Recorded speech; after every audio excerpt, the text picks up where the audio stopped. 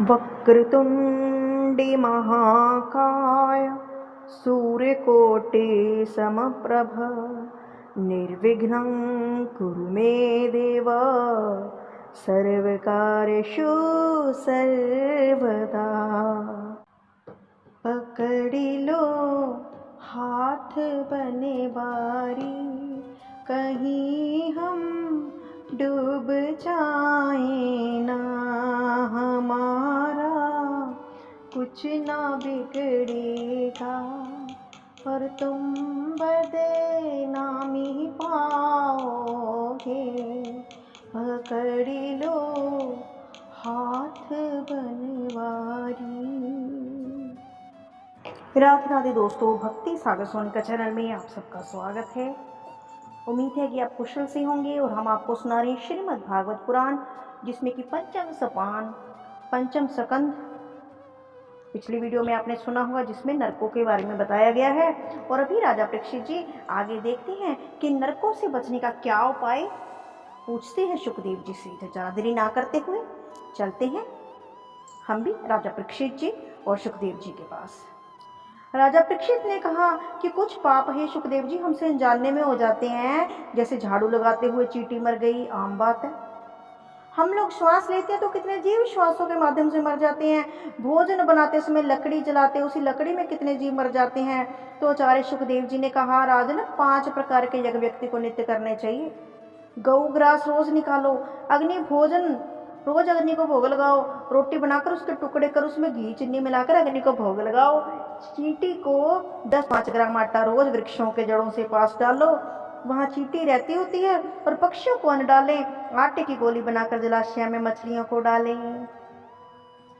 अतिथियों का सत्कार करें, घर के द्वार पर भिखारी आवे तो उसे झूठा भिक्षा में अन्न ना देवे कभी भी। प्रयास करें कि उसे अनजाने में किए हुए जो अपराध हमसे होते हैं, 5 प्रकार के यज्ञ करने से हमें उनका दोष नहीं लगता। उन पापों का फल हमें नहीं भोगना पड़ता जो हमने अनजाने में किए हों, यदि हम ये 5 यज्ञ रोज करते हैं तो। सबसे सर्वोत्तम है राजन श्री कृष्ण कीर्तन। इसके अलावा भगवान श्री कृष्ण का कीर्तन करो। राजा ने कहा, यदि हमसे कोई पाप कर्म हो गया हो तो नरक से हमें मुक्ति मिल जाए, इसके लिए हमें क्या करना चाहिए। कर्मणा कर्म निहार नाहात्यंतिक इच्छते अविदधिकारी तावातम प्राश्चितम विमर्शनम। नरक से मुक्ति पाने के लिए हमें प्राश्चित करें। कोई व्यक्ति तपस्या के द्वारा प्राश्चित करता है, कोई ब्रह्मचर्य पालन करके प्राश्चित करता है, कोई व्यक्ति यम नियम के आसन के द्वारा प्राश्चित करता है। लेकिन मैं ऐसा मानता हूँ कि केचित केवल्या भक्त्या वासुदेव परायणम अंधम धनोवनितम कंश्रयन्निहारमिव भास्करम। सबसे बड़ा प्राश्चित तो केवल गोविंद का कीर्तन है, तो गोविंद का कीर्तन करें। तो सुखदेव जी क्या कहते हैं, कृष्ण कहने से तर जाएगा, कृष्ण कहने से तर जाएगा। होगी घर घर में चर्चा तेरी, तेरा जीवन सवर जाएगा। कृष्ण कहने से तर जाएगा, पार भव से उतर जाएगा। तो प्रयास ये करो कि परमात्मा से भी कुछ मांगना ना पड़े। मांगना तो किसी से भी कुछ नहीं चाहिए, मांगने से आत्मबल कमजोर हो जाता है। परमात्मा से प्रार्थना करो मुझे देना पड़े, लेकिन किसी से नहीं पड़े, किसी से लेना ना पड़े। मुझे किसी से जीवन में कुछ नहीं चाहिए, मैं किसी से जीवन में कुछ मांगू नहीं। यदि मांगना हो तो दुनिया वालों से तो मत मांगो, गोविंद के आगे झोली फैला दो। आचार्य सुखदेव कहते हैं, मैं ऐसा मानता हूँ कि एक बार जिसने अपने मन को कृष्ण चरणों में लगा दिया, वो स्वप्न में भी कभी यमराजपुरी को नहीं देखता है। एक बार मन कैसे भी लग जाए, एक बार कोई गोविंद का जाप कैसे भी कर ले। राधन, मुझे एक कथा याद आ गई। एक पंडित जी थे, उन पंडित जी का नाम था अजामिल। बड़े विद्वान थे, बड़े सुशील, प्रमित भाषी, बड़े तेजस्वी यशस्वी मनस्वी थे। अजामिल को शास्त्रों का बोध है, शास्त्रों का ज्ञान है, लेकिन मन बिगड़ गया। हमारे मन में काम को प्रवेश करने के दो मार्ग हैं, आंखें और कान। कानों से गंदा नृत्य संगीत सुनेंगे तो कानों से मन में प्रवेश होगा, और आंखों से गंदा विचित्र दृश्य देखेंगे तो मन में काम प्रविष्ट होगा। तो आंखों पर कानों पर जिसने काबू कर लिया ना, ग्रस्त जीवन में रहकर भी परम संत है। इन दोनों पर जिसने काबू किया, कैसा भी वेश धरे संत नहीं हो सकता जिसने इस पर काबू ना किया हो। और जिसने काबू कर लिया उसका तो जीवन ही तर गया। अजामिल में सभी गुण विद्यमान है, लेकिन एक दिन अपने नित्य कर्तव्यों को लौट रहा था तो किसी वैश्य को किसी पुरुष से संबंध करते देख लिया। उस गणिका को देखते ही अजामिल के मन में काम प्रविष्टि हो गई। उस गणिका को जाकर बोला, देवी मेरे घर चलो, मेरे घर अनंत संपत्ति है, गणिका को तो धन चाहिए। वो अजामिल के घर आ गई। घर में प्रवेश करते ही बोली, ये कौन है? अजामिल बोला, ये मेरी पत्नी है, ये बेटा है। गणिका बोली, ये यदि यहाँ रहेंगे तो मैं नहीं रह सकती। गणिका के सौंदर्य पर इतना मोहित हो गया, अपनी परम सुशीला पत्नी को त्याग दिया। सज्जनों, व्यक्ति का व्यक्तित्व कभी चमड़े से नहीं निकलता। आचरण की पूजा होती है, चमड़े की नहीं। परमात्मा कभी ये नहीं देखता कि आप गोरे हैं काले हैं, वो कभी ये नहीं देखता कि आप धनाए हैं या गरीब हैं। वो तो आपके भाव को देखता है। जहाँ भी भाव शुद्ध है वहाँ मेरा गोविंद चला जाता है। अजामिल ने उस गणिका को सौंदर्य पर मोहित होकर अपनी पत्नी का त्याग कर दिया। संस्कार तो थे ही। प्रात जैसे ही भजन करने बैठा, गणिका डांट कर बोली, क्या माला पूजा लेकर बैठ गए, जरा धन कमा कर लाओ। अब उसके सुबह से अजामिल की वृत्ति बिगड़ गई। परम सुशील ब्राह्मण चोरी करने लगा। धीरे धीरे चोरी की प्रवृत्ति बढ़ गई। चोरी करते करते डाका डालने लगा। डाकू अजामिल के नाम से जाना जाने लगा। माथे पर काली पट्टी बांधकर नंगी तलवार हाथ में लेकर जब निकलता, लोग अपनी दुकानें बंद कर लेते। लोगों के मन में भय हो गया अजामिल का। उस गणिका के माध्यम से 9 पुत्र हुए। कौन उसे सुधारे, लेकिन संत संग में ताकत होती है। सत्संग जीवन की प्रवर्तित करता है। आप दिन भर कुछ भी करें, सायकाल आधा घंटा भी सत्संग आपको मिले तो आपको लगेगा कि कुछ हुआ। अयोध्या के कुछ संतों की मंडली श्री धाम वृंदावन जा रही थी। पहले संत पैदल चलते थे, पूरी मंडली रहती थी। एक महंत जी, बाकी सब शिष्य रहते। वे सब वैरागी संत श्री धाम वृंदावन जा रहे थे और गाते हुए क्या जा रहे थे, श्री राम जय राम जय जय राम, श्री राम जय राम जय जय राम, जय जय राम जय जय राम, श्री राम जय राम जय जय राम। श्री राघवेंद्र का मंगल में कीर्तन करते हुए जा रहे हैं और मार्ग में अजामिल का गांव पड़ गया। संतों का चित्त बड़ा सरल होता है, महात्मा के लक्षण होते हैं, उनका मन सम होता है। जब अजामिल के गांव में पहुंचे, एक संत ने किसी व्यक्ति से जो मार्ग मिल गया था उससे पूछा, भाई हम 25 संत वृंदावन जा रहे हैं, या किस भक्ति के घर रात्रि में विश्राम करना चाहते हैं। इस बात को सुनकर उस व्यक्ति के संतों की मजाक उड़ाकर बोला, बड़े संत बने फिरते हो, ऐसे भक्त के घर भेजेंगे जो जीवन भर स्मरण रखेंगे। उस व्यक्ति ने कहा, आप लोग सब अजामिल के घर जाइए, जहाँ वो ही सबसे बड़ा भक्त है। आपको वहाँ भोजन दक्षिणा भी मिलेगी, भगवान ने चाहा तो आपकी पूजा भी हो जाएगी। संत तो सरल हृदय, उपास न समझ सके, सब अजामिल के घर चले गए। उस समय अजामिल घर पर नहीं था, गणिका ही थी। गणिका ने अपने घर के द्वार पर संत की मंडली को देखा। द्वार पर आकर बोली, बाबा क्या बात है? संत बोले, बेटी भक्त अजामिल कहाँ है? उन्हें बुलाकर कहो कि हम आए हैं, यही रात्रि विश्राम होगा, यही भगवान का भोग बनेगा, भंडारा होगा, सत्संग होगा। गणिका के नेत्रों से आंसू झड़ पड़े और बोली, महाराज ये मेरा दुर्भाग्य है कि मैं आपसे पानी पीने के लिए भी नहीं कह सकती। देखिए आंखों में आंसू आ गए उस वैश्य के। मेरा पति कोई भक्त नहीं है, वो तो बड़े डाकू हैं, लुटेरे हैं। बचपन में मेरी माँ ने कहा था, संतों से कभी झूठ नहीं बोलना। सत्य कहती हूँ, हमारे घर पर मद्यपान होता है, मेरे पति मांस भक्षण करते हैं, मैं तो आपके जल पीने के भी आग्रह नहीं कर सकती। महात्मा बोले, कोई बात नहीं बेटी, हम जाते हैं। संत जाने की हुए तो गणिका उनके चरणों में गिरकर रो पड़ी और बोली, आप मेरे हाथ का भोजन नहीं कर सकते, लेकिन मैं आपको सूखी सामग्री दे दूं, आप स्वयं बनाकर प्रसाद पा सकते हैं। सामने वृक्ष के नीचे विश्राम लीजिए, वही राम जी का भोग लगाकर प्रसाद पाइए। संत बोले, हम गलत जगह चले गए आए। लेकिन महंत जी बोले, गलत को सुधारना ही तो संत का काम है, गलत के यहाँ नहीं आएंगे तो इनको सुधारेगा कौन?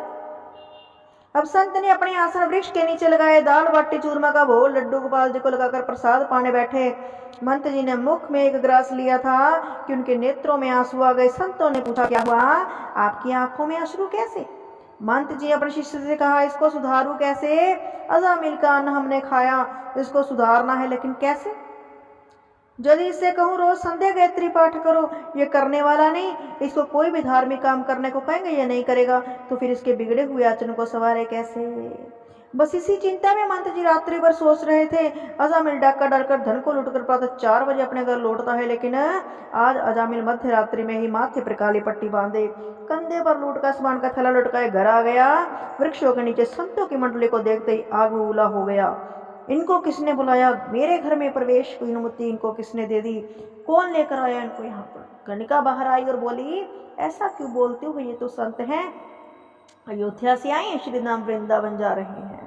हमारे द्वार पर इन्होंने विश्राम ले लिया तो क्या बिगड़ गया? प्रातःकाल चले जाएंगे। अजामिल अपनी पत्नी से बहुत डरता था, बोला, तुमने बुलाया है तो 2-4 दिन रख लो, मेरी कोई मनाही नहीं।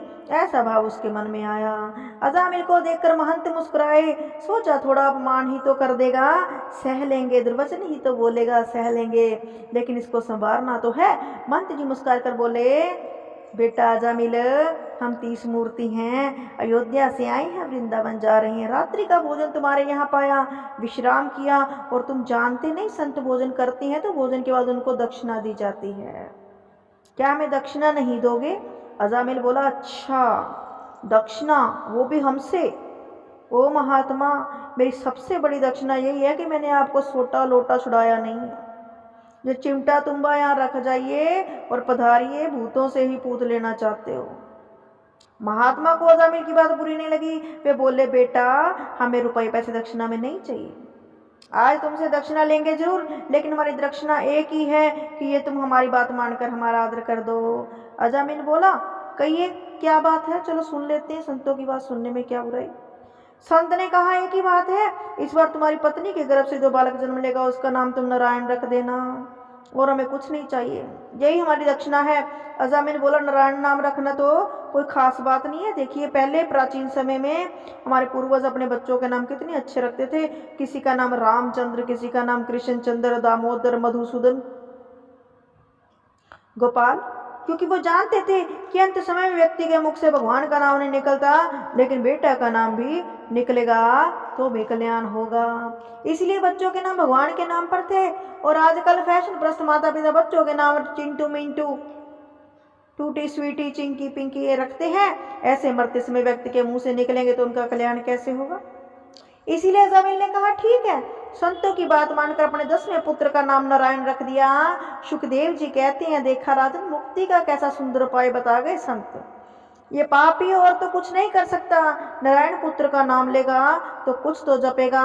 एक और बात कहूँ, घर में बड़ा पुत्र होता है वो पिताजी को बहुत प्यारा होता है, लेकिन सबसे छोटे वाला माताजी को बहुत प्यारा होता है, और बीच वाले बच्चे को तो भगवान होते हैं। ये बीच वाले पुत्र तो बाबा जी ही होते हैं, जो प्रभु का कृपा पात्र होते हैं। बीच वाले पुत्र के साथ परमात्मा की विशेष कृपा होती है। आप किसी संत से पूछें, आप अपने माता पिता के कौन से नंबर की संतान हैं, आपको उत्तर मिलेगा, बीच का हूँ। अधिकतर संत आपको अपने माता पिता के बीच का संतान ही मिलेंगे। ये उन पर प्रभु की कृपा होती है, वो भक्त होते हैं। लेकिन अजामिल के पुत्र नारायण के साथ ये अपवाद है, इसके माता पिता दोनों स्नेह प्राप्त है। अजामिल जहाँ भी जाता नारायण को साथ लेकर जाता, घर में आते ही बेटा नारायण, बेटा नारायण, बस एक ही नाम उसके मुंह पर रहता। दिन में 10-20 बार तो नारायण कह ही देता। भाव कुभाव अनख अलसुहूं, नाम जपत मंगल दिशि दसहूं। परमात्मा के नाम को कैसे भी गाओ, भाव से, कुभाव से, क्रोध से, प्रेम से, रोष से, लेकिन नाम तो अपने प्रभाव दिखाएगा ही। अजामिल की मृत्यु का समय आया और यमराज ने अपने दूतों को अजामिल को लाने भेजा। पलंग पर पड़े थे अजामिल, यमराज के दूतों ने उसके गले में रस्सी बांधी। यमराज के दूतों का विकराल रूप देखकर अजामिल डर गया, अपनी सहायता के लिए चिल्लाया, बचाओ बचाओ, लेकिन कौन बचाए? दूर क्रीडना सप्तम पुत्र नारायणम, पलावितेन सवेनो चरे जुहावा कुलेन्द्रियम। एक बड़ी समझने की बात है, मृत्यु के समय व्यक्ति जब तड़पता है तो चिल्लाता है, हाय हाय करता है, तो समझो उसे जमदूत पकड़ कर ले जा रहे हैं। आंखें जिसकी खुली रह जाए, मुंह खुला रह जाए, एक पल में प्राण निकल जाए, समझो ऊपर के लोक को गया है। देखिए कितनी बड़ी बात कही है कि आंखें जिसकी खुली रह जाएं, मुंह खुला रह जाए, एक पल में प्राण निकल जाएं, समझो ऊपर के लोग को गया है। अज़ामिल जमदूतों को देखकर भयभीत हो गया और चिल्लाने लगा, बचाओ बचाओ। थोड़ी दूर पर उसका बेटा नारायण खेल रहा था, उस पर नजर पड़ते ही चिल्लाया, बेटा नारायण आओ, नारायण मुझे बचाओ। अंतिम समय प्रभु का नाम मुंह पर आया। यही प्रयास तुम जीवन भर करते हैं, अंतिम समय कैसे भी सुधर जाए यही प्रयास करते हैं। अजामिल के मुख से अंतिम समय में नारायण का नाम निकला। प्रभु के पास शब्द आ गए, सर्वे पद्मं पलाक्षाश पितकोशे वासस क्रीटनं कुंडिलं लत्स पुष्करम मालिनम। जैसे ही नारायण नाम का उच्चारण हुआ, भगवान के दिव्य पार्षद पहुंचे। सभी की चार भुजाएं पीताम्बर धारण किए, बड़ा सुंदर स्वरूप है। प्रभु के पार्षद ने यमदूतों से अजामिल को छुड़ाया और बोले, इसे तुम नरक में नहीं लेके जा सकते। यमदूत बोले, आप कैसे ऐसे क्यों रोक सकते हो, ये तो बड़ा पापी है, दुष्ट है। यमराज ने हमें भेजा इसे लाने के लिए, इसने कोई अच्छा कार्य नहीं किया अपने जीवन में, इसको तो हम ही लेकर जाएंगे। लेकिन भगवान के पार्षद क्या कह रहे हैं, तुम धर्मराज के पार्षद हो, तो क्या तुम जानते हो कि धर्म की परिभाषा क्या है, धर्म किसे कहते हैं? वेद ने जिसका प्रतिपादन किया उस पर चलने का नाम धर्म है।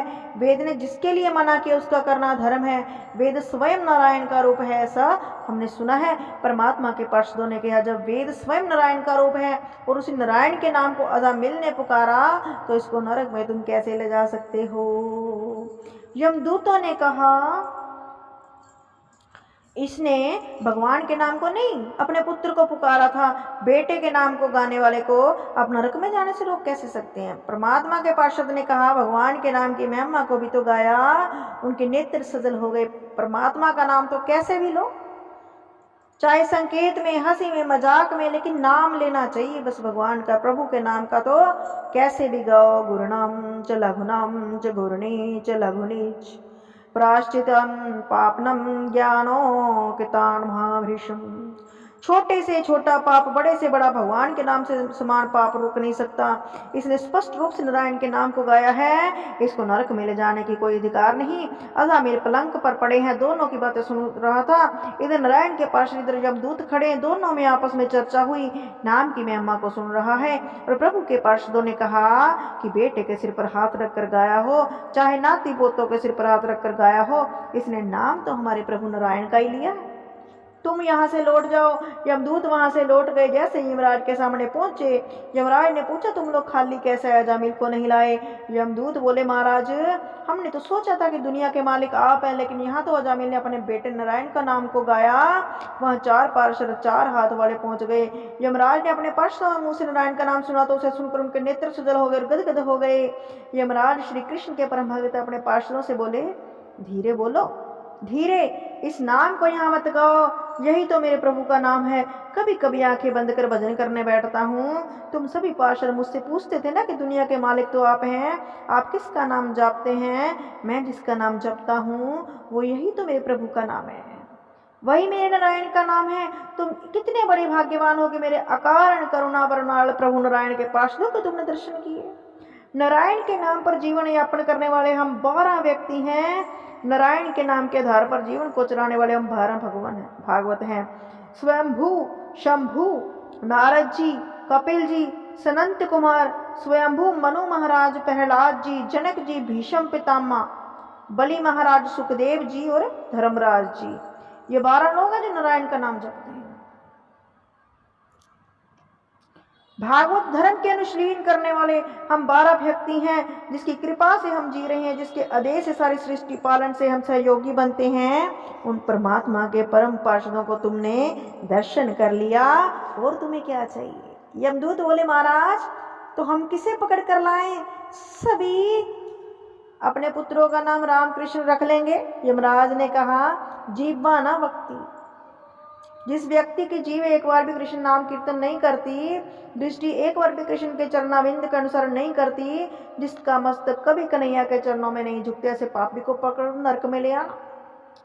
जो भागवत नाम का कीर्तन करता है, कथा सुनता है, सत्कर्म करता है, उन्हें पकड़ कर नहीं लाना।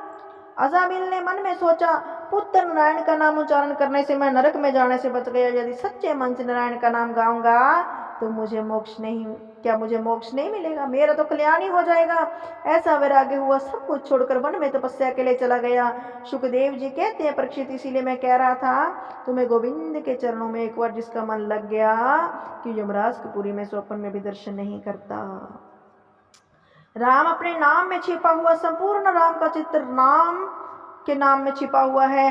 राम एक तापस ते तारी, नाम कोटि खल कुमति सुधारी।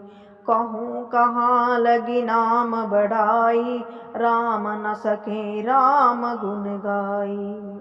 श्री राघवेंद्र स्वयं अपने नाम का बखान नहीं कर सकते। प्रभु राम का मुख थक जाएगा, लेकिन नाम की महिमा समाप्त नहीं होगी।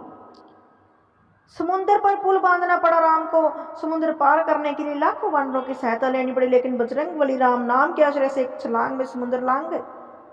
सोचिए, इतनी महिमा है नाम की, नाम की कौन था पा सकता है। राजा परीक्षित ने मन की भ्रांति दूर हो गई। सुखदेव जी ने फिर दक्ष प्रजापति का प्रसंग कहा, उनके 11,000 पुत्रों से वृक्त होने की कथा सुनाई। देवता लोगों ने सभा में गुरु का अपमान किया, इसलिए बृहस्पति रूठकर चले गए। इंद्र ने दूसरा गुरु बनाया, नाम था विश्वरूपा। इंद्र के हाथों से मारे जाने से इन्हें बड़ा भारी पाप लगा। ब्रह्म हत्या के 4 जगह बांटा गया।